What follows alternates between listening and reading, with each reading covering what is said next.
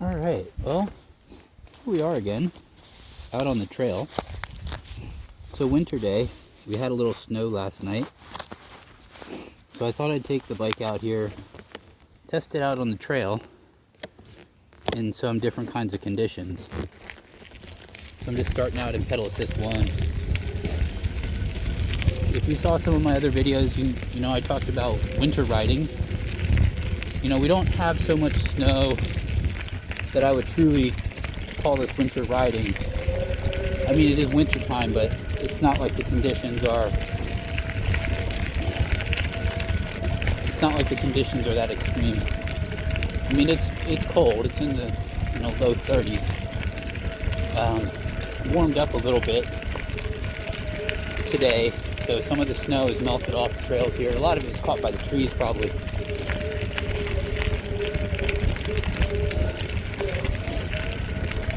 Yeah, so, I've had the opportunity to ride this bike, the Lectric Lite, in a number of different types of terrain, and I have to say, just my general impression is, it's a pretty good bike.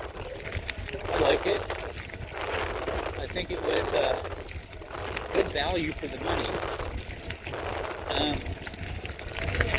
Obviously, some of the components aren't going to be like your super high-end components, or else the whole price of the bike would have been higher. So that's understandable. Yeah, so I'm just cruising in pedal assist 2. Yeah, not bad. I'm heading up to the power lines, and then we'll see what other kind of trails we want to hit. That's the pedal assist 3.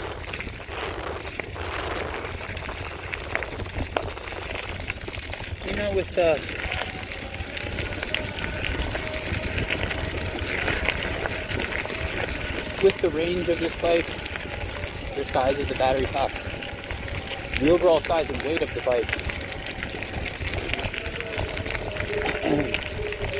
it really is more suited, I think, for riders that maybe a little bit more on like the average size. Like for larger riders, it might be a little bit of a small bike. I don't know, I can't say that for sure because I haven't talked to specifically anybody, larger riders that have ridden this, although I have seen a few reviews. Alright. Anyway, we're just gonna ride for a bit here. Taking it easy on the downhill. Gotta shift your center of gravity back. 2 fingers on each brake. Kind of use back and front simultaneously. Obviously you don't want to grab too much front brake at once, because if you wash out the front tire, that'll put you on the ground. But at the same time, the majority of your stopping power is actually in the front brake. So you do want to use it when you need to. I think I'm just going to get on this uphill section. Well, maybe not. I'll just continue. All the way up to level 5, plus the throttle, plus pedaling. See if we can get there.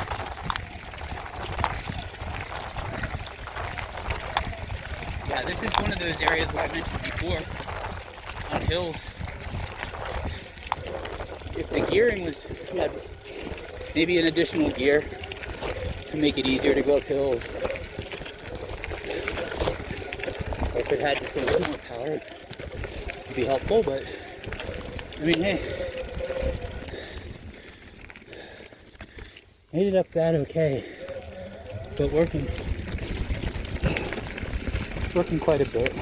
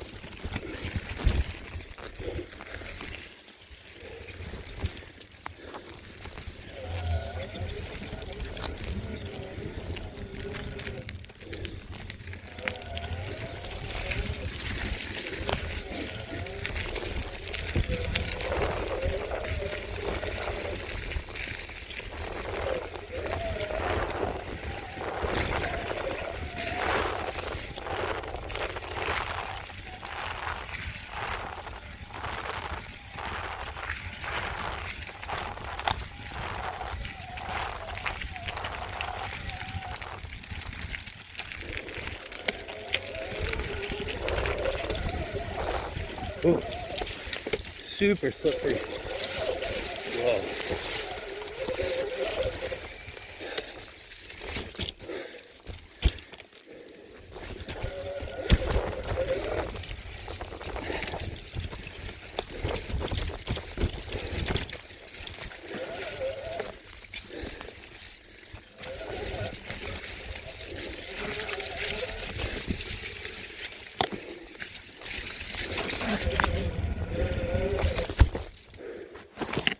Well, it's pretty swampy up here.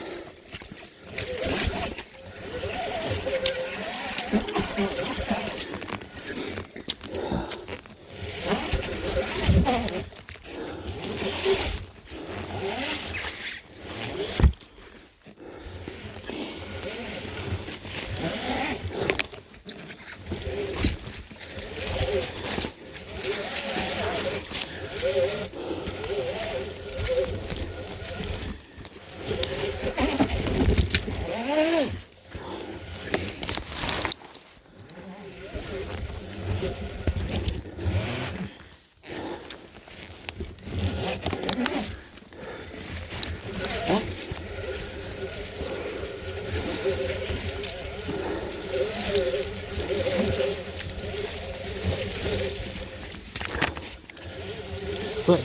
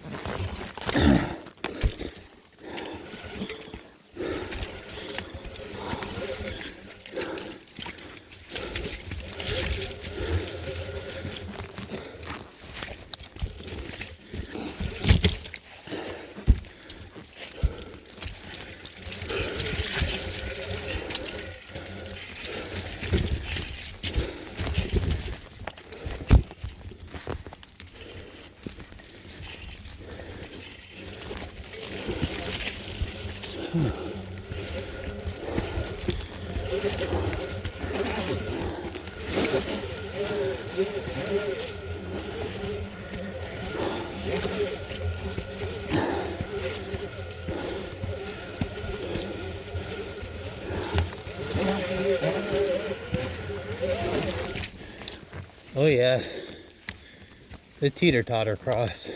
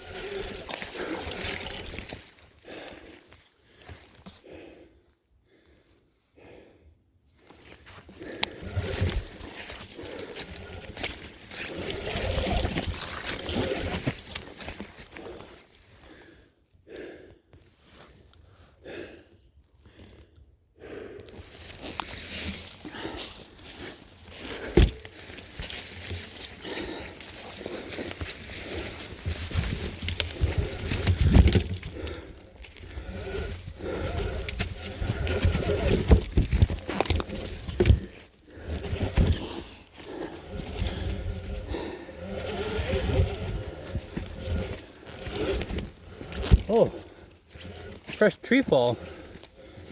That was not down the last time I was on this trail.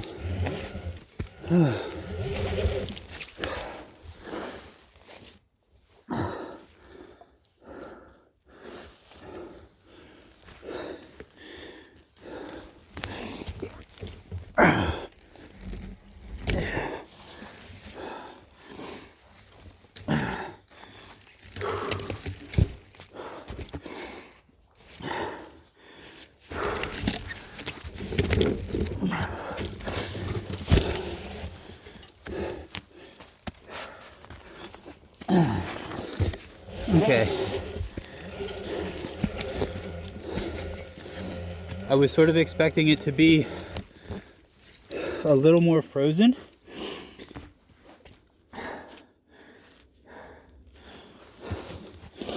Not quite as muddy.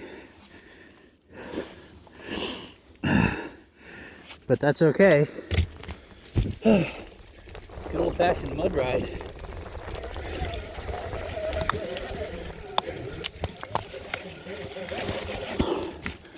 Oh yeah.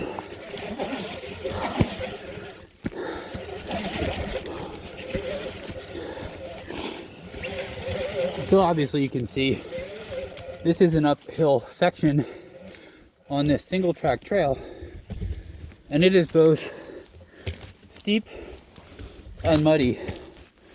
So even if you're on a more powerful bike, it's so slick. Some of these sections are really difficult to try to go uphill on.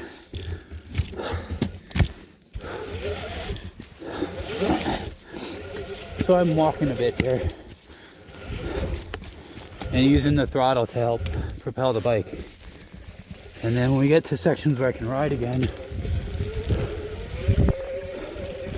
right here.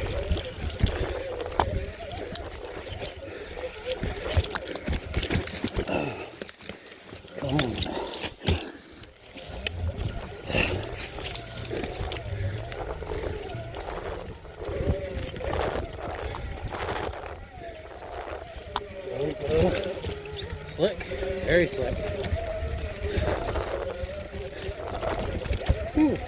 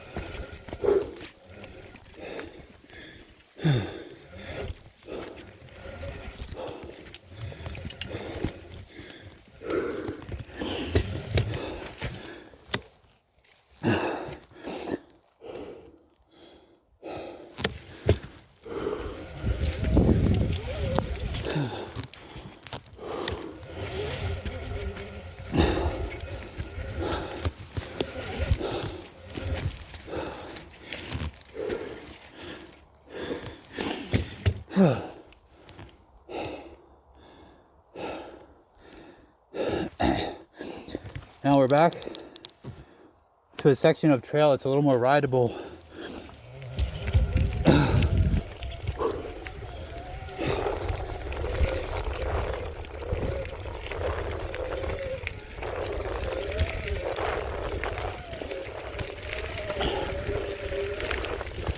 Yeah, so like to really get comfortable with the pedal assist settings and what works the best, you just got to experiment with it. When it was slippery like that back there, using the throttle was really helpful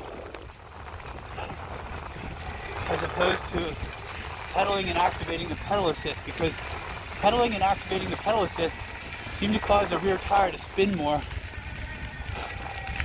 and using the twist throttle seemed to engage the rear wheel in a more progressive manner, and it didn't slide as much. And now I'm just totally gassed, so I'm using the twist throttle and pedaling a little. But I get my wind back here, and I'll go back to pedaling more. It's pretty out here.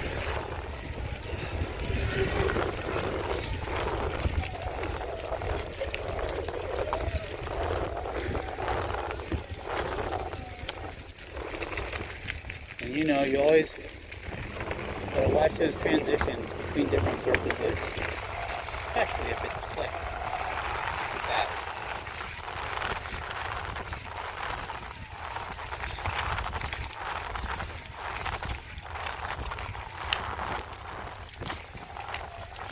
And then you gotta, obviously you have to know the trail that you're on. This is a shared trail, so there could be runners, joggers, hikers, dogs. So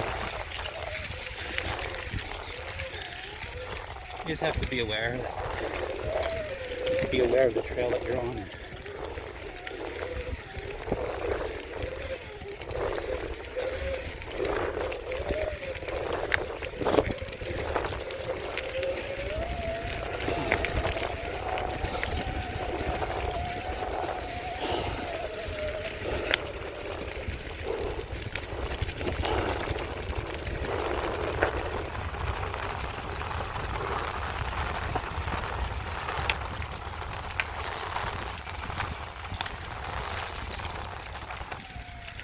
So,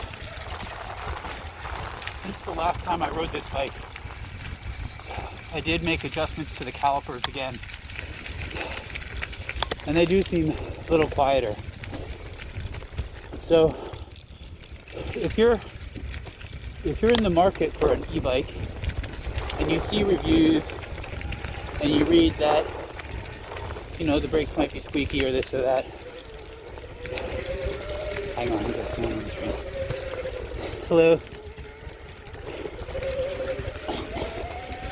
Where you watch people, videos of people riding, you might hear the brakes. From what I've read,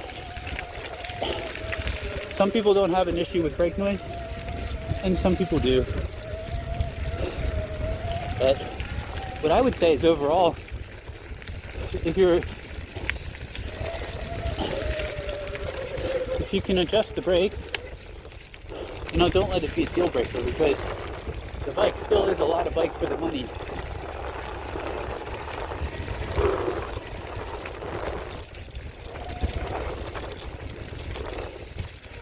Coming up behind you. Oh, sorry, didn't mean to startle you. Thank you.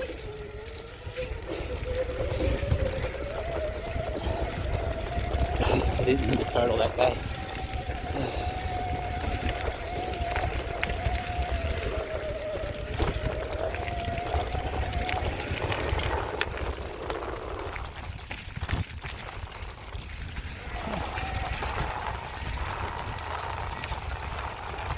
I was almost going to put it was really cold starting out, and I was almost going to put my down vest on, you know, underneath. And for the first 10-15 minutes I was cold, but now I'm sweating. So I did bring it with me. I got it in the backpack, so if I need to I can put it on. That's another thing to consider, like, if you're going out riding, you never know like what the conditions on the trail are going to be, or what the conditions once you get a few miles out are going to be. You know, so it's a good idea to have a few things with you.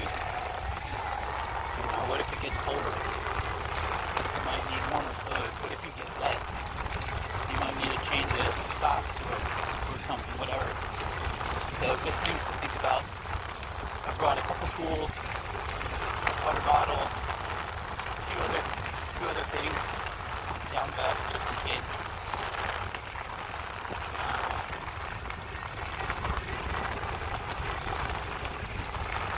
Alright, so here we are coming off the trailhead. So testing out the brakes here. Yeah. So it also, when brakes are new, they take a little while to get seated in. So there's a couple of different issues that could cause the brakes to be noisy that way. Alright. Let's see here. So I think I'm going to pause it there.